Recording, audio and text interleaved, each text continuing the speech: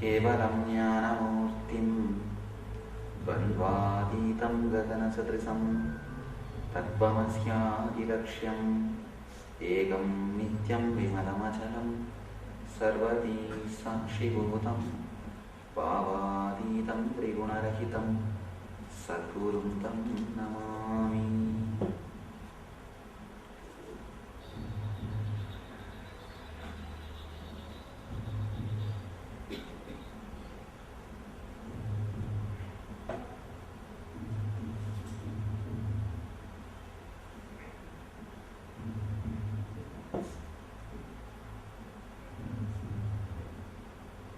I welcome you all with my love and respects.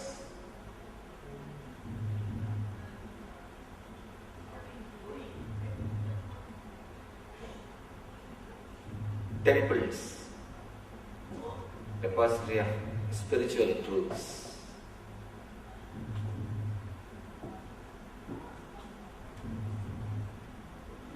From the time immemorial, not only Hindus, not only the people who belong to the Rishi culture, all over the world, in all traditions, creating a space for divine has become part of our life. Not only in the Hindu tradition, any religion, any master, any cult, any group, first thing they do is creating a space for divine. Not only human beings, even animals, when they live together, some of the beautiful researches that nowadays they videograph, some of these beautiful researchers, they say even animals don't use a particular area for their eating or for their regular life. Particular area they allot only for rest. They don't use that space for anything else. All they do is only resting. Of course, they don't know anything called worship or prayer. That's the reason they use only for rest. If they know, they would have used for it. We don't know.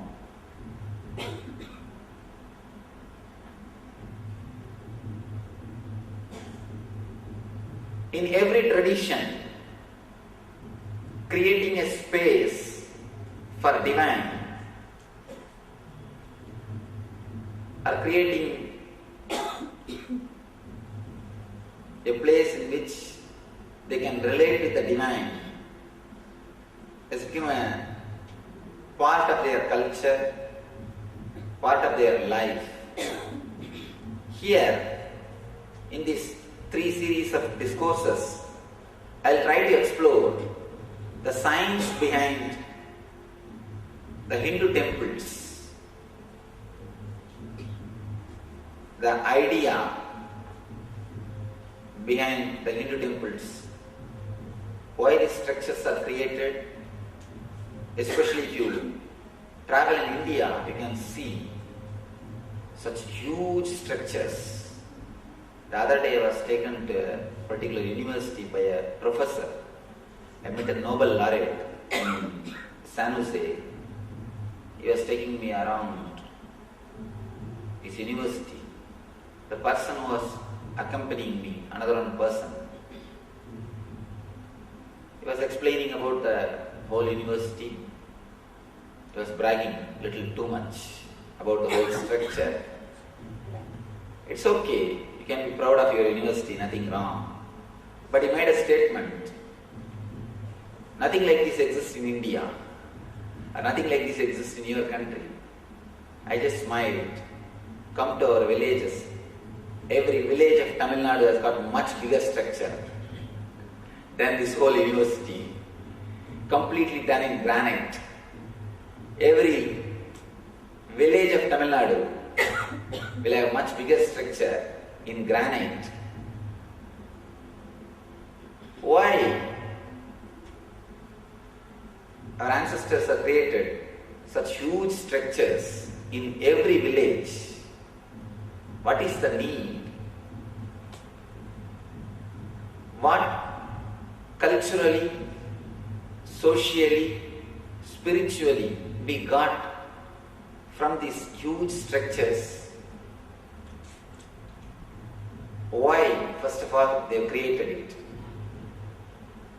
Before entering into the subject, I would like to mention a beautiful scientific study done by a doctor, Frank Rudolph. He went and stayed in Amazon along with a group of tribes for 30 years, not 1 year. 30 years he stayed with them to do some research about their lifestyle. There's an important thing which I wanted all of you to know. The tribes, they believe by creating an image of a particular person and invoking that person's energy into the image, into the clay idol, they can heal that person or they can transmit any disease to that person. They believe in a phenomenon called transmitting disease or healing disease through a clay image. They create a clay image and invoke his energy into that image. Then they heal him through this image, or they transmit a particular disease to him, even death. These tribes, they believe this idea. This doctor wanted to understand, study about it. He goes there with all his equipments to do research, with his video camera, whatever, to do research, to analyze what is happening behind this whole phenomenon. Not 1 year or 2 years, 30 years he stays with them, does a research, and then he publishes a beautiful paper. 3 things mainly he says. He says, if he has observed 100 incidents, more than 98 became true. That's the first statement he makes. He observed, if he has observed 100, more than 98, the disease is transmitted, or the health is transmitted, or the death is transmitted. That's the first thing. Second thing he says, not only to human beings, even to the trees they are able to transmit. That's the second thing he says. They make a clay model of a particular tree, and just by infusing that energy through some vibrations, through some sounds, they make the tree wither and die, or a dead tree is brought back to life. Third thing, not only with the living human beings, even with the dead human beings they are able to play. A person who is dead, within 3 days they are able to bring them back, bring that person back to life. It's very mysterious and very strange. If you can get his book called Hidden Mysteries and read it. He gives enough of proof, evidence, and all his case studies and researches, whatever he has done in 30 years, he has published in a book called Hidden Mysteries. Finally, he comes to the conclusion. He gives the conclusion. This group of tribals, they are able to transmit disease or health or death through just clay image, even if the person is thousands of miles away. Even if the person is thousands of miles away. Second thing, not only to the persons, to the trees also, to the animals also. Third thing, not only with the living beings, even with the dead persons, they are able to play. They are able to bring dead persons back to life within 3 days, or they are able to relate, talk to the dead persons for ever. They are able to relate continuously with that persons, even dead persons. When you look this phenomena, if you can relate with an ordinary person through an image, why not with the divine energy which has created the whole universe? Again and again people ask me,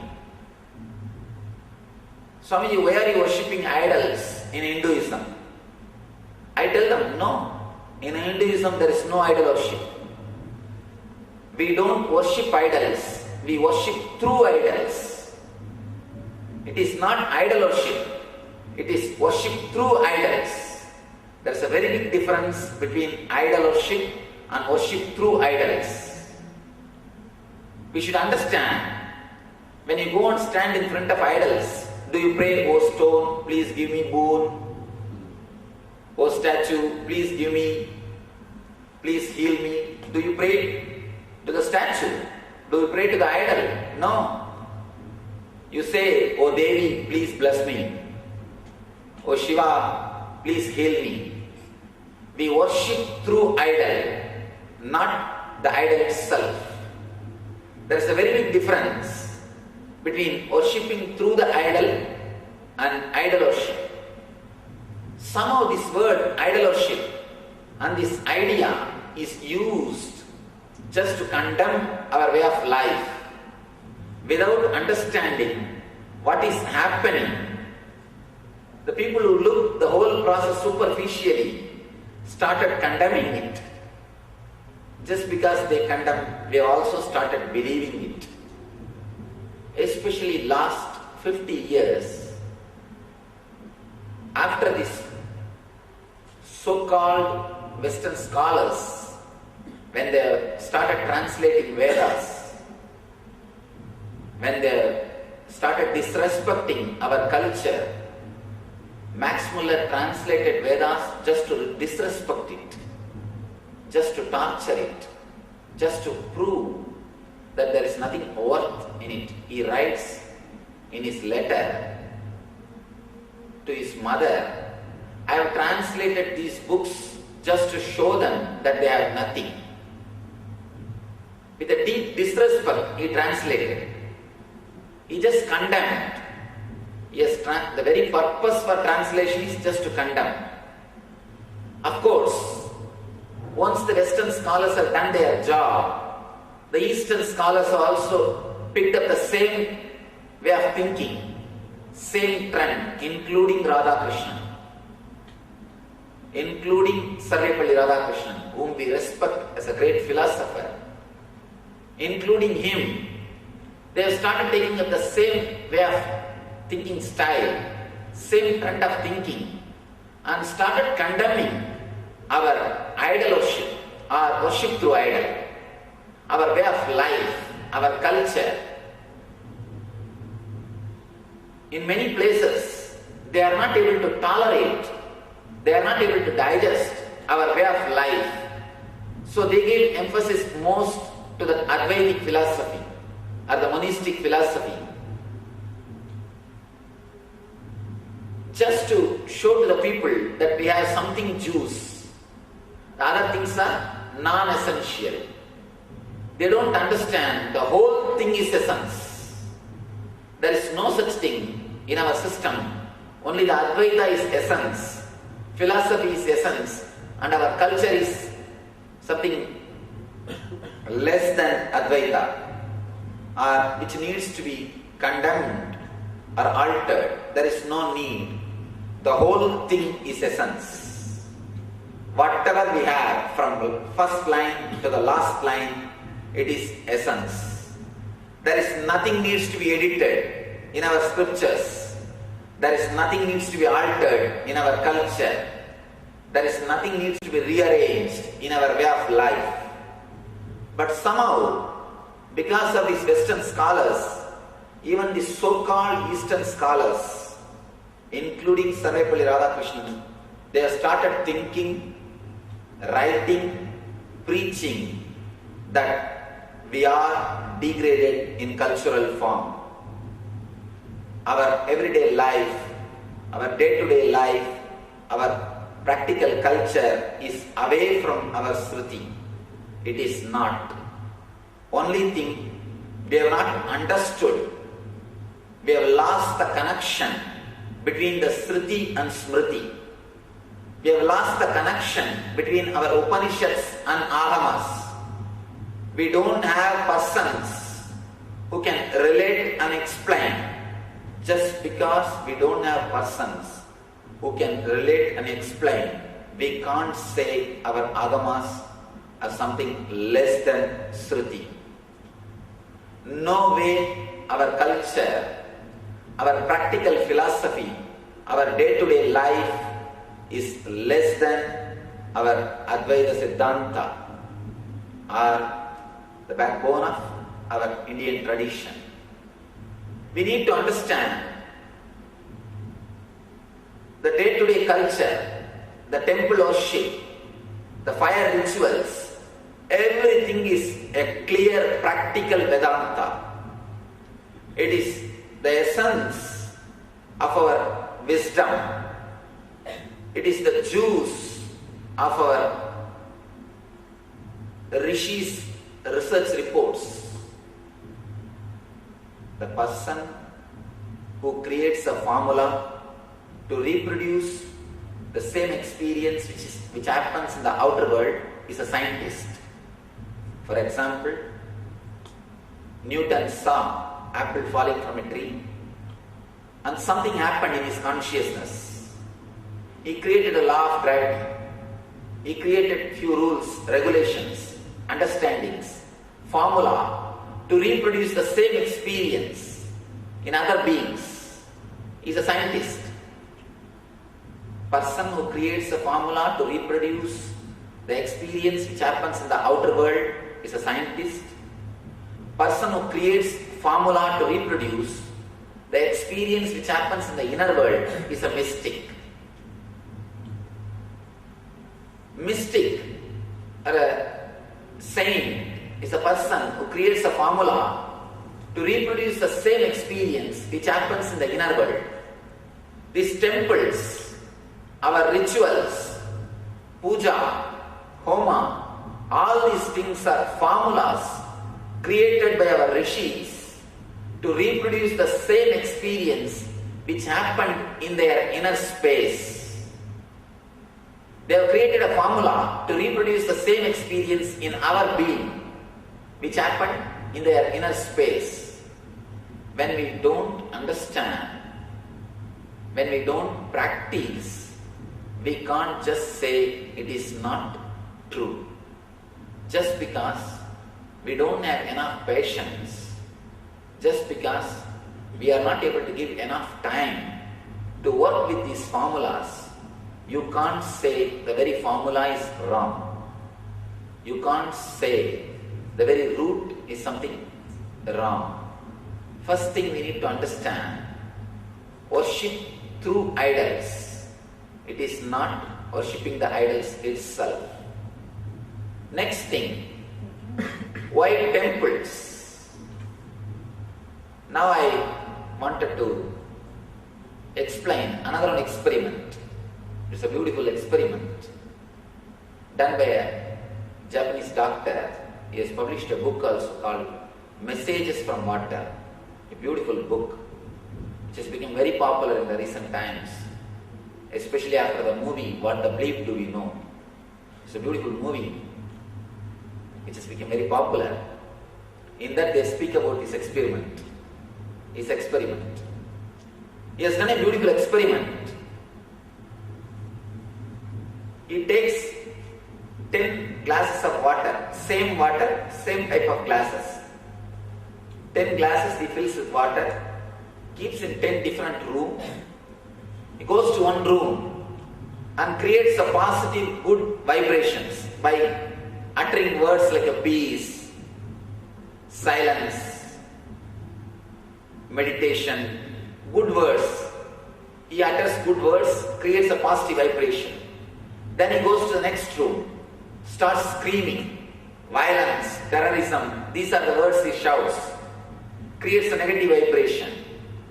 He goes to the third room, chants few words from Dhammapada, Buddhist scripture. Like this, he chants different words in different rooms. Then he freezes the water, sees them through microscope and photographs them. He comes out with amazing results. He says, the water which he energized through positive words, they shine like diamond. The photographs, in photographs they shine like a diamond. And the waters which he used, negative words, like a war, terrorism, all these negative words. He says, I don't know from where the color darkness landed on them. They look dark like a devil, and almost like a devil pictures or the ideas are represented in those photographs. Not once or twice, more than 300 experiments he has done. And he says, water can just radiate, respond to your thoughts. Water can hold, radiate and respond to your thoughts. When a simple water can respond to our thoughts, our vibrations, why not a structure? Why not a temple? Why not a stone? It can become alive by our thoughts, with our emotions. Our masters have created so many methods, techniques to hold the positive energy so that the humanity can be helped by the positive energy. The methods or techniques which they created to hold that positive energy and radiate is what we call temples. They have created so many methods. They tried to install the energy in the earth element, in the stone. That is what is the idols, murtis. They have tried to install the same energy in the water. That is what is tirthas. That is why every Indian temple will have a tank or a river as a tirtha. Third, they try to install the same energy in the fire. Every Indian temple will have a lamp which is never switched off, which is never put off. Will have a lamp or Agni which will be continuously burning. And ultimately the air, the very air of the temple is filled with the vibrations of mantras. The mantras continuously, when they are repeated, chanted, the very air vibrates with that pure vibrations. Above all, the space, ether. You can see the temple architecture, it is always created in a dome structure. Whether it is South Indian or North Indian, the dome structure. The dome structure is created to hold the ether. It's almost like a battery. They say if you can hold one lightning, if you can store one lightning in a battery, if you have some battery or a method to store one lightning, you can supply electricity for any city more than a year. More than 1 year you can supply electricity for any city, any big city. Only thing, we don't have such a system or a method. We don't have the type of batteries. These temples are created just to hold enormous energy, so that when enlightened masters come, they will install their energy. All the Indian temples are installed by an enlightened master. It's like when a rich person dies, he leaves all his property through his will. to somebody, some of his, maybe for his sons or daughters or some relatives. He leaves all the properties. Same day, when an enlightened person leaves his body, he leaves all his tapas, all his punya, all his merits. Our masters have designed beautiful battery which can hold this energy and radiate it for thousands of years. Temples are the batteries in which they have stored their energy. Palani is installed by a great saint called Bohar. Tanjavur is installed by a great saint called Karura. Tiruvannamalai is installed by a great saint called Idaikada. So every temple, of course Madurai, Shiva himself came down in the name of a Siddha. The name itself is Siddha. Shiva himself came down, Sachokanada, and he installed his own energy. Every temple is installed by an enlightened master. They have created a beautiful battery in which they can store their energy, where their energy can stay and radiate and help millions of people for thousands of years. It is because of that concentrated energy in Garbha Mandir, your prayers became reality. You should understand one thing, how our prayers became reality. How our prayers comes to real life, how they become reality. If you keep a slide in front of a projector light, you will see that slide in screen as a reality. If you keep a temple slide, you will see the temple. If you keep an actor's slide, you will see that actor. If you keep an actor's slide, you will see that actors. Whatever you keep in front of the projector light, you will see that in reality. Same way, whatever thought you keep in front of a concentrated energy, you will see that that thought will become reality. The Garbha Mandirs of temples are a high intense energy, potential energy which is created by an enlightened master and maintained by a regular puja and mantras. Continuous repetition of mantras charges the whole energy, the whole space. It is kept alive. When you go and stand in front of that energy field, when you offer your thoughts, simply the whole thing becomes a reality. For example, if you are continuously repeating a particular thought strongly again and again, you will see your body and mind, everything will be directed towards that thought. Same way, when you go and stand in front of an energized murti, in front of an energy space in the temple, and create a thought, create a wish, your whole body and mind will be tuned to that thought. Naturally, it will become reality in your life. In the temples, two things will happen. First thing, you will have the Shakti to make your dreams into reality. Next thing, you will have the Buddhi to realize what you think as reality itself is a dream. Shakti to make your dreams into reality, Buddhi to realize the reality itself is a dream. Both happens when you are in energy space.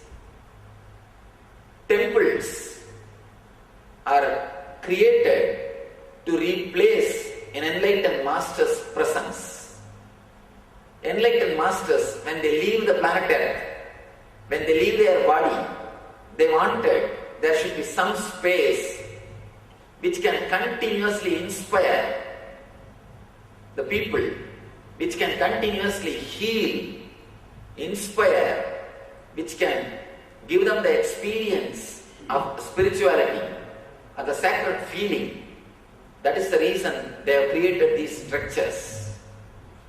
And you should understand the energizing process. It's a beautiful sloka in Taittiriya Upanishad. They say, from Akasha came the Vayu, from Vayu came the Agni, Agneir Apa Prithvi, Prithivyor Annam. From Agni came the water, from water came the earth, from earth the other things continued. Same way, the energy is also brought. First thing, the energy exists beyond the ether, beyond the space as Atman, Atma Shakti. Through the visualization or through meditation, the energy is brought to the Akash Shakti, the space. From there, through verbalization, through mantras, it is brought to the air. Through the chanting of mantras, it is brought to the air.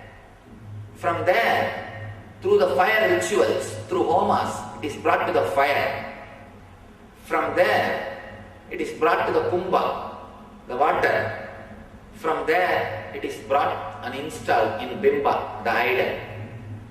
That is the way the energy is brought and installed inside the statue or the idol, inside the murti, inside the vigraha. When the energy is installed inside the vigraha, you can't call that as a statue, it becomes a deity. There's a big difference between idol and deity. In Vaishnavism, we call it Archavatara. Different incarnations of God. God has taken a different incarnations.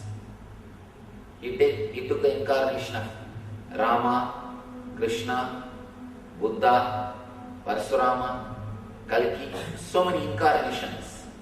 Same way, he takes the incarnation of Vigraha, Archavatara, to receive the worship and prayers of devotees. Once the energy is installed, once the prana pratishtha is done, once the energizing is done, it cannot be called anymore as idol. It is Archavatara. We call it as incarnation of God. The divine descended in the form of idol, Vigraha. They say in a beautiful way, the Brahmanda expresses itself in Pindanda through the idols. The cosmic energy radiates itself, makes itself available to us through these idols, through these vigrahas, through these statues. We need to understand how it is possible and how we can derive benefit from it. Even Einstein says there is no such thing as a matter and energy separately exists. We don't have a clear-cut boundary between matter and energy. After Einstein, the very idea matter and energy has disappeared, because he says whatever is energy. When he says E equal to mc square, whatever exists is energy. That is what the Upanishad says there. Last statement of science is E equal to mc square. Whatever is energy. The first statement of Upanishad is Ishavasyam idam sarvam. Whatever exists is energy. So the last statement of the science is the first statement of Upanishads. Whatever exists is energy. When whatever exists is energy, why not? We'll be able to relate to that energy through these idols. Idols are the windows through which you can see that vast empty sky, through which you can see the whole sky. Sky is the Brahmanda. Idols are the windows through which you can see the Brahmanda. You can relate with the Brahmanda. For example, if suddenly some tsunami or some natural calamity happens, all of us have lost our cell phones except one person. Only one person has got one cell phone. If he says that I can speak through this small thing to the other part of the world, will you believe? No, we won't. We will not believe if he claims I can speak to anybody who is in the other part of the world just with this small instrument. First thing, you will not be able to believe. Second thing, if he proves that he is able to talk, he will become a great saint. We will start worshipping him, respecting him. That's the same thing happened in our Eastern culture also. Temples are cell phones. In those days, everyone was able to relate. Today, the tsunami of Western civilization has entered and destroyed the whole thing. Tsunami of the cultural invasion happened and destroyed the whole thing. Now only few are able to operate that cell phone. First thing, the younger generation, they are not ready to believe the cell phone works. Next thing, if at all you see some proof, you make him a saint and you say, oh, it is such a big job, very difficult job, he is able to do, he is a great saint, an enlightened person. But I tell you, cell phone works and it is very easy. Not only it works, it is very easy. It is for common man. It is for common public. It is for all of us. Just because we lost few keys, we can't say this lock can never be opened. Just because we lost few techniques, we can't say our ancestors are fools for building these huge structures. They are not as we think. Surely they are much more intelligent than us. Understand, the society with TV is surely much sophisticated, much more cultured than the society without TV. Because now they have more comforts. Of course, more choice among the miseries. More choice among the miseries. Anyhow, they have at least more choice. There are more options. How a society which has got TV is more sophisticated than the society which doesn't have? Same way, actually the TV, cell phone, refrigerator, all these things are created by a much more sophisticated, intelligent society. Same way, our temples are developed, designed by a highly cultured, intelligent society. Only thing, now we lost the technique or method to use them for our day-to-day life, for our everyday life. Just because we lost few keys, we can't say the original system itself is useless. It is much more important than any other comfort, any other outwardly thing. It is much more basic need for our life than anything else. That is why, if you see the Indian villages, it will be very funny. The houses will be done, the ordinary mud and ordinary material, but the temples will be constructed with granite stone.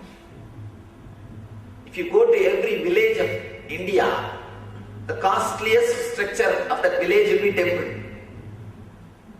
The costliest structure of the village will be temple. If you, in some villages, if you sell the whole village also, it will be much less than the cost of the temple. Even if you sell the whole village, you will not get that much money which they have spent for the temple. Our ancestors, they know the importance. This is the place where the culture is alive, where you can relate with others. This is the space in which you can rejuvenate yourself. Next, temples have played a major role keeping the social structure alive. Somebody asked, Swamiji, why do you Hindus continuously waste all your wealth in constructing temples, building these huge structures? I told him, India is alive. Hindus are alive as a group of people, as a community, as a country, just because of these temples. It is temples which kept our whole culture alive, which kept our whole structure alive. Even if a Manu comes down, Manu is the person, is the creator of our laws. The Manu Smriti is the first book which says what we should do and what we should not do. Our do's and don'ts are clearly explained by Manu in his Manu Smriti. If a Manu suddenly comes down to the planet Earth, starts walking in the Indian villages, surely he will not find much difference. He may find little extra, the TV, the refrigerator, all these things extra. But the core life, the main thread of the lifestyle is same. It is alive, it is preserved, it is still there. More than 10,000 years of recorded history. We have more than 10,000 years of recorded history. In the modern day, the citizen, societies, civilizations, which are just few hundred years old, are shaking. The younger generation is questioning the elders. All the rules are questioned. So much of rebels, so much of confusion, so much of depression. But this society, which has got more than 10,000 years of recorded history, is still alive. The roots are same. And I wanted to mention one more thing. There is no country or culture which has not invaded India. And there is no country or culture which is invaded by India. There is no culture or country which has not invaded India or Hinduism. And there is no culture or country which is invaded by India or Hinduism. But still, this culture is alive. The country is alive. Again and again, our temples are broken, destroyed, but again and again it stands in a much more beautiful way. Vishwanath temple is destroyed more than 14 times. Somanath Mandir is destroyed more than 70 times. 70, please understand, not 70, 70. Only Ghazali Muhammad destroyed 17 times. More than 70 times it is destroyed. All major temples of India is destroyed at least 10 times. At least 10 times it is destroyed. But again and again it stands up. How? And the funny thing, if you see, the king who built the temple, his palace is demolished. His palace is no more, but the temple stands. It is standing. The person who built the Tanjavur temple, the Rajaraja's palace is no more. There is no palace. but the temple is alive. I am sure the same architect, same Sthapati only would have built both. The same Sthapati only would have built the temple and the palace. But the palace is not there. Temples are standing. Temples are surviving. How? Because they are something more than physical structure. Temples are like a satellite relay centers where the high intense spiritual energy is created, where the high intense spiritual vibrations are created and sent to all over the world to help the human beings, to heal them physically, mentally, emotionally, above all, spiritually. It is we who is supposed to take the responsibility.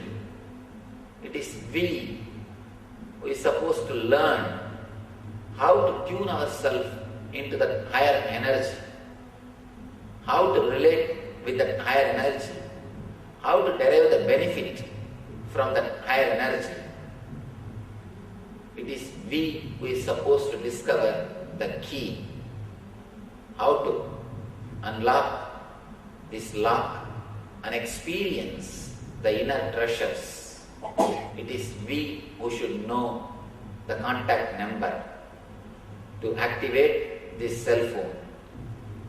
Meditation is what I call is the key to unlock this door and experience the inner treasure.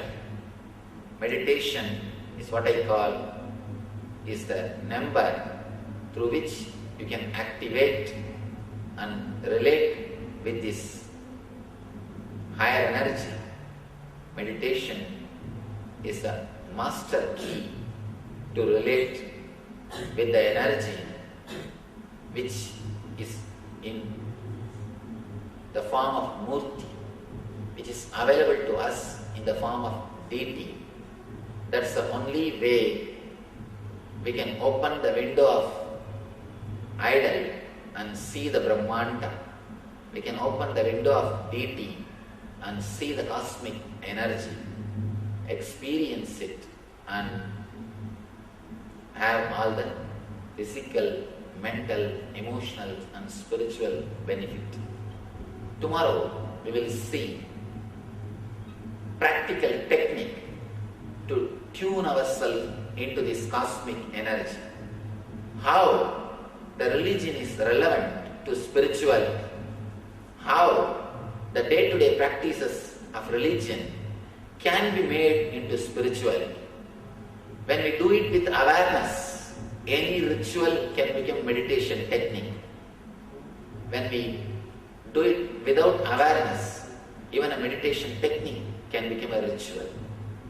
How we make spirituality into religion, how we should make religion into spirituality.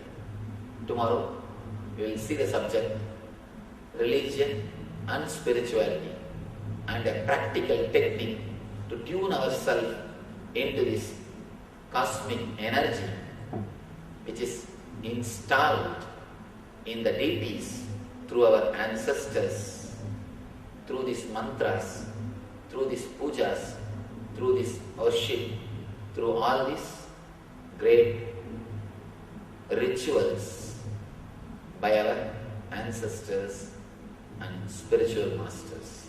Thank you.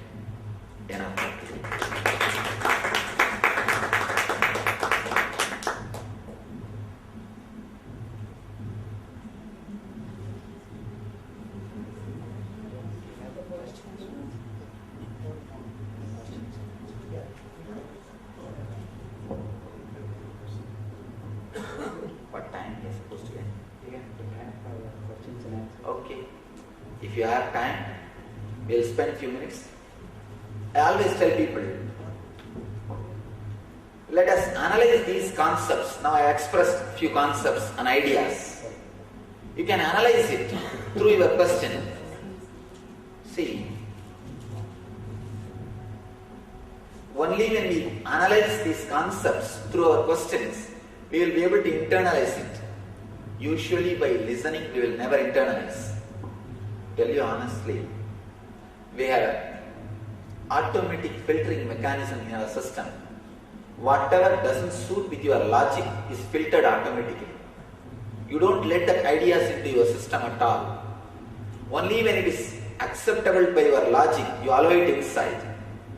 When you find something goes above your head, you just stop. Automatically you censor it. Now whatever ideas you have censored, you can analyze it by your question, so that you will be able to internalize it. You will be able to digest it. Anywhere you are not able to accept or understand, you can raise your questions, so that we will be able to internalize these concepts. You are welcome with any question. Anybody has a question? Yes. Give the mic, please use the mic.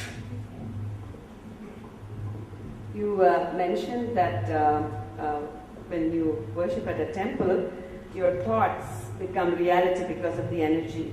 I was curious about, we do go through positive and negative thoughts. So I have a question with regard to that. Is it appropriate at the temple? It's an important question. Surely you must avoid negative thoughts inside energy space. You are playing with fire. I think something higher than fire. The energy, when it becomes more subtle, the positive effect and negative effect, both are serious. Please understand, with stone if you play, the positive effect also is less, negative effect also is less. With water, it's little more, positive and negative both. With fire, it is little more sensitive. With air, little more sensitive. With ether, it is much more. With electricity, it is too much. If you use it properly, it can help you in all possible ways. If you abuse it, it can simply destroy the whole life. Not only our life, all our property. So be careful. We are playing much more powerful energy than electricity in our temples. So you must be careful to have only positive thoughts. Not only positive thoughts, you should have only clear thoughts. You should not give power to self-contradicting thoughts. Please understand, when you pray, always pray, let me be healed. Never pray, let me get rid of this disease. When you use the word, let me get rid of this disease, you are creating a self-contradicting thought. When you repeat a word, let me get rid of this disease, you give power to the word disease also. When you repeat the word disease, you automatically think about the disease. So by now, you already given power to that word also. Understand, repeat only the positive words. Repeat only the words which are straight. That is why beautifully we have this Chamaka mantra, Sanchame, Mayaschame, Priyanchame, Anugamaschame. All these words are positive engrams. Let me have food, let me have sleep, let me have bed, let me have house, let me have cows, let me have wife. This is the meaning of the Chamaka. See, these words are all positive engrams, straight words. They don't have any self-contradicting words.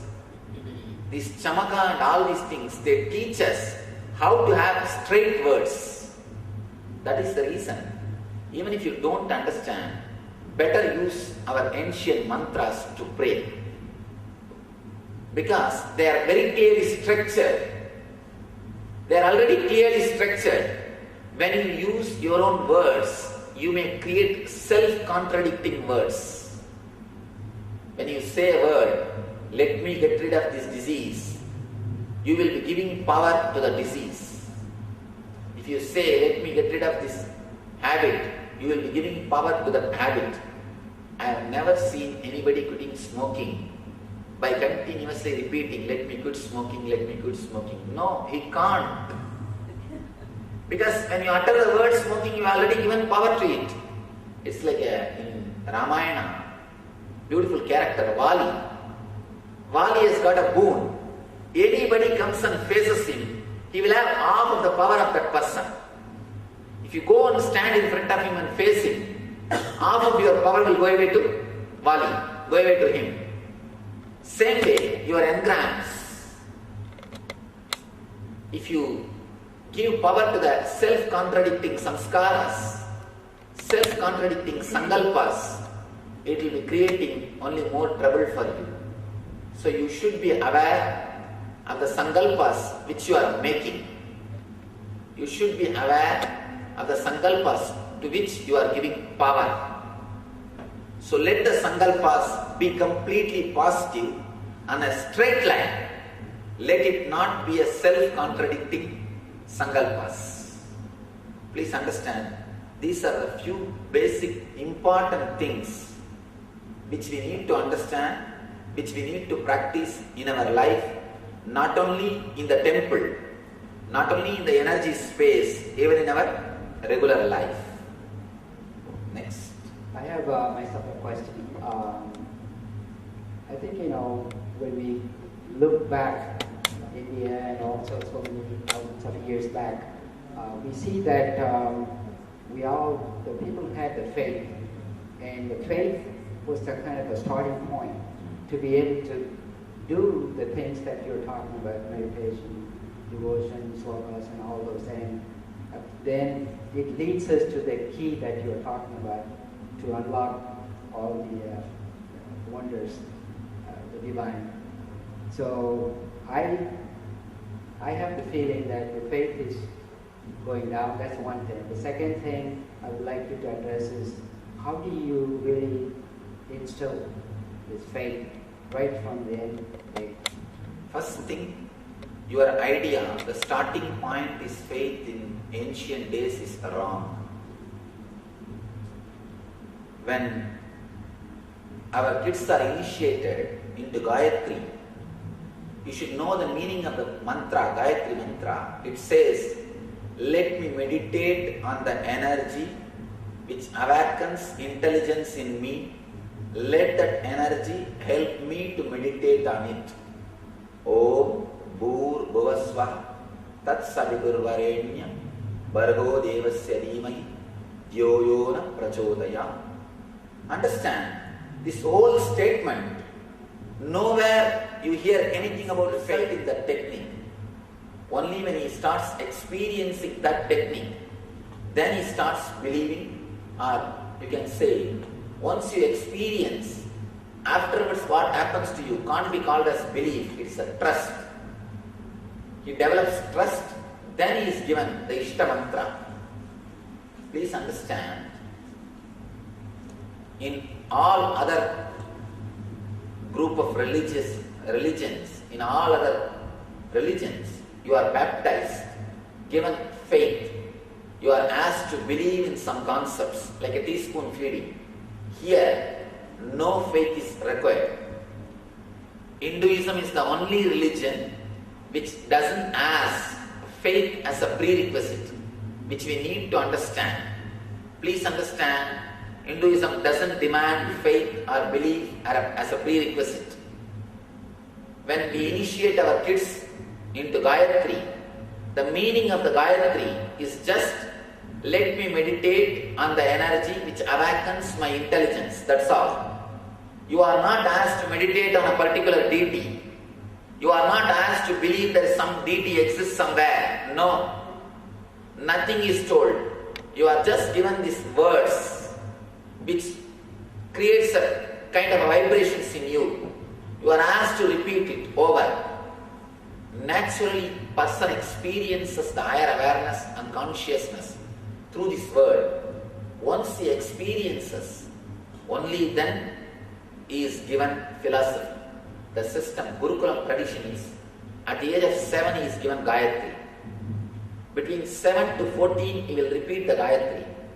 By the age of 14, if he achieves the Pratyagatma Chaitanya Jagrata, means the individual conscious awakening, the first experience. he will be asked to study Brahma Sutra and he will go for sannyas training. If he doesn't achieve that experience, he will be asked to study Kama Sutra and he will go for the Grihastha life. If a person who studies Brahma Sutra between 14 and 21, if he achieves the complete enlightenment, he will be given sannyas. If he doesn't achieve the complete enlightenment, then he has to study the Yoga Sutra. This is the way our structure is created. Hinduism doesn't demand faith. That's the first thing. It's a pure technique. When you start Gayatri, it's a technique to relate with that energy. It's a technique to relate with the cosmic energy. The early morning, you are asked to repeat that word, repeat that mantra, to tune yourself to that higher energy. It's a simple technique. You don't need faith. You don't need belief. You don't need to believe somebody is sitting somewhere.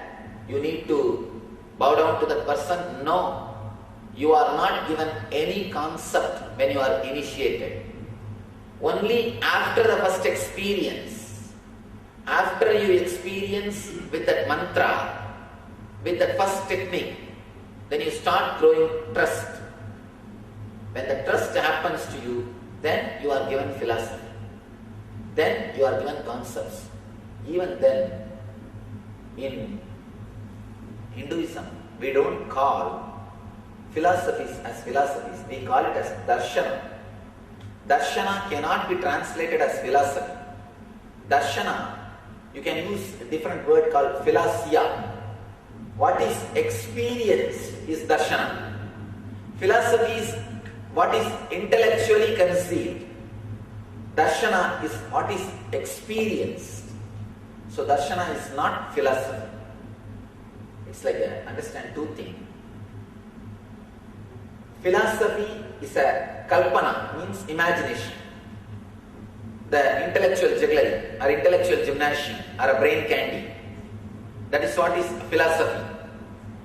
Darshana is visualization. It's like what exists but you don't know it exists. So darshana is the technique to tune yourself into it. The example for darshana is, in the daytime also stars exist, but you are not able to see because there is no sun. There is sun. There is sun. Because of sun, you are not able to see the stars. If you are taught there is stars in the sky in the daytime also, it is darshana. Which is truth, which you are not able to experience as and now.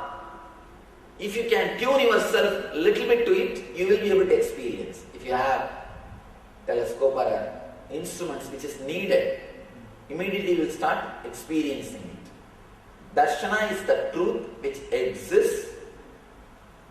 Only thing, you need to fall in tune with it. That is darshana. Philosophy is just imagination or playing with more and more words. Philosophy means anybody who can complicate simple things can become a philosopher. That is philosophy. Philosophy is just complicating a simple thing through the intellectual gymnasium, through words. Philosia, darshana, is giving you the tips, or giving you the methods to experience which exist but which you are not able to experience at present moment. So there is a very big difference between darshana and philosophy. All other religions feed their kids with philosophy. Hinduism feeds it with philosia. From the beginning, you are given only techniques to tune yourself into that ultimate reality. You are never asked to believe. So there is no need for faith, there is no need for belief in Sanatana Dharma. To experience Sanatana Dharma, you don't need faith, you don't need belief. All you need is the courage to explore, the courage to experience, the courage to gamble. That's what I say. All you need to experience Sanatana Dharma is courage to gamble. You need to have courage to enter into it and to see what it is. You don't need anything else. So there is no need to install faith, to install belief. And I tell you, all faith, all belief is only superstitious, skin deep. It's only skin deep. You know how much the skin is? What is the depth of the skin? All your belief, all your faith is just skin deep. All we need to give for our kids is only understanding, not belief. Try to give them more and more understanding why we do all these things. Why you are asked to bow down. Why you are asked to come to temples. Why you are asked to go around the deity. Why you are asked to do namaskar. Give them more understanding, not belief. If you try to give them more and more beliefs, either they will resist. By force, if you somehow manage to infuse, they will become idiots. Please don't do the mistake of giving them belief or faith. Give them intelligence, understanding. Give them more and more wisdom. That is the right